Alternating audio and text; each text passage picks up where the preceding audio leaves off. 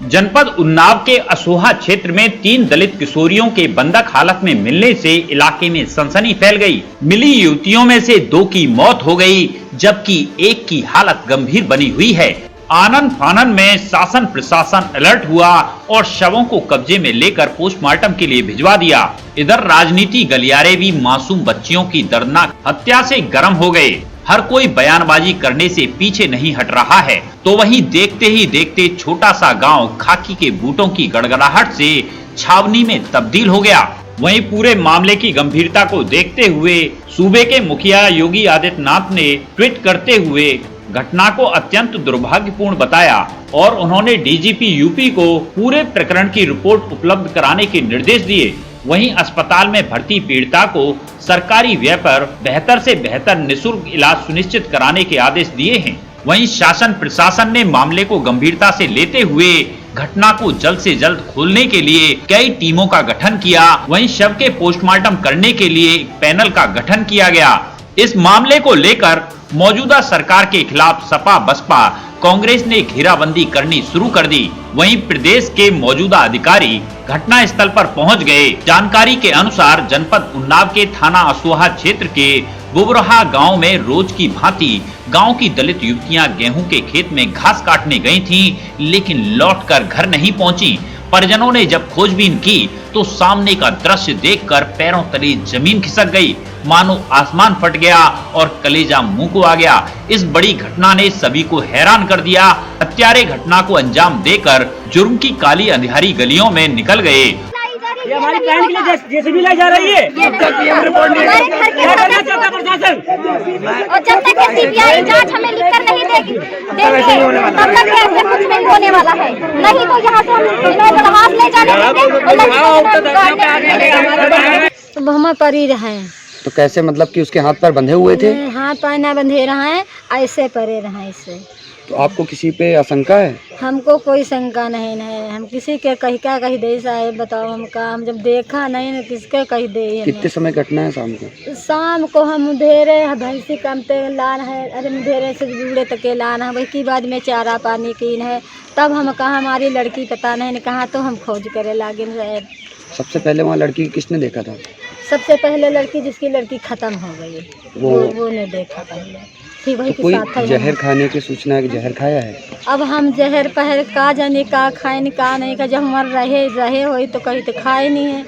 अब हम का जाने का खाए नहीं है। और फिर खेल शुरू हुआ राजनीति का। पक्ष और विपक्ष के बीच लाठी पटकने का, आरोप प्रत्यारोप के दौर शुरू हुए। फिलहाल दोनों बच्चियों के शव को उन्नाव में पोस्टमार्टम के लिए भेजा गया है, तो वहीं घायल युवती को जिला अस्पताल से कानपुर रेफर किया गया, जहां उसकी हालत नाजुक बनी हुई है। वहीं समाजवादी पार्टी के नेता सुनील सिंह साजन ने मौजूदा सरकार को आड़े हाथों लेते हुए कहा कि वर्तमान में जंगल राज कायम है, उत्तर प्रदेश सुरक्षित नहीं है, दलित की बेटियां मारी जा रही हैं।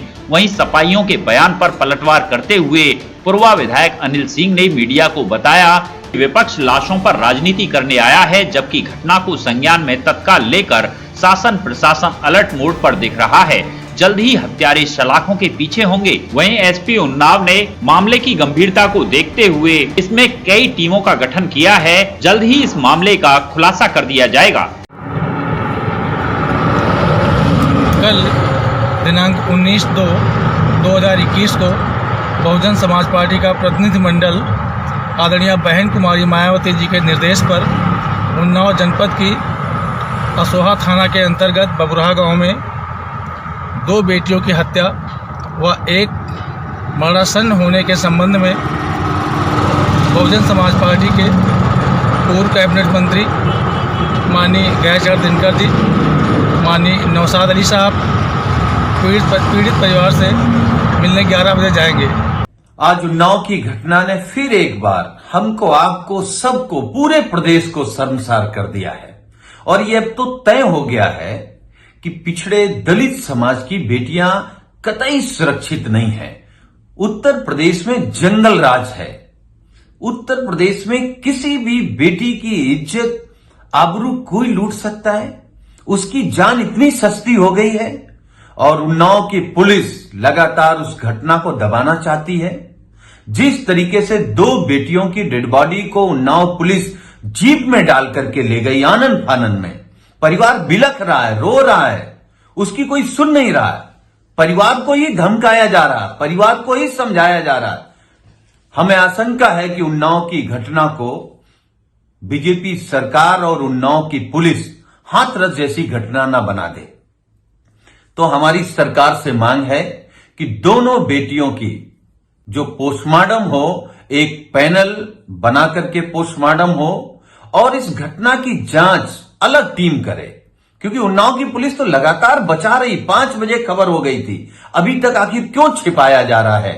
तो कहीं न कहीं सरकार और पुलिस मिल करके घटनाओं को दबाने का प्रयास कर रहे हैं।